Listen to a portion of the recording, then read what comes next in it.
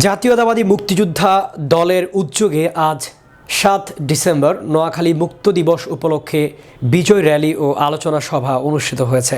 নোয়াখালী প্রতিনিধি জানান, বাংলাদেশ মুক্তিযোদ্ধা সংসদ সন্তান কমান্ড নোয়াখালী জেলার উদ্যোগে আজ শনিবার ৭ ডিসেম্বর সকাল ১১টায় নোয়াখালীতে মুক্ত দিবস পালিত হয়েছে। এ উপলক্ষে এক বর্ণাঢ্য বিজয় র্যালি মুক্তিযোদ্ধা অফিস থেকে বের হয়ে জেলা মুক্ত মঞ্চে গিয়ে শেষ হয়। এ সময় মুক্ত মঞ্চ ফুল দিয়ে শ্রদ্ধা নিবেদন করে বক্তব্য রাখেন জাতীয়তাবাদী জেলা মুক্তিযোদ্ধা দলের সভাপতি বীর মুক্তিযোদ্ধা আবুল কালাম আজাদ। বেগমগঞ্জ উপজেলা বিএনপির সভাপতি কামাখ্যা চন্দ্র দাস ও বিএনপি নেতা রাসেল সহ বিভিন্ন মুক্তিযোদ্ধা ও মুক্তিযোদ্ধার সন্তানরা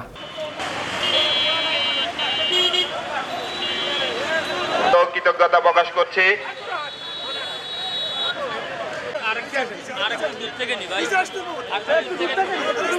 শুভেচ্ছা ও অভিনন্দন জানাচ্ছি যারা এতে সহযোগিতা করেছেন।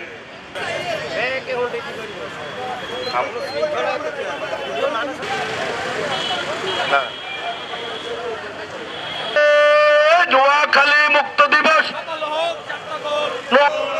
তুমি কে আমি কে, সমস্ত মুক্তিযোদ্ধার সন্তান, সমস্ত মুক্তিযোদ্ধাদেরকে আমি কে, নোয়াখালী মুক্ত দিবস। মুক্তিযোদ্ধার সন্তানেরা সবাই সমান।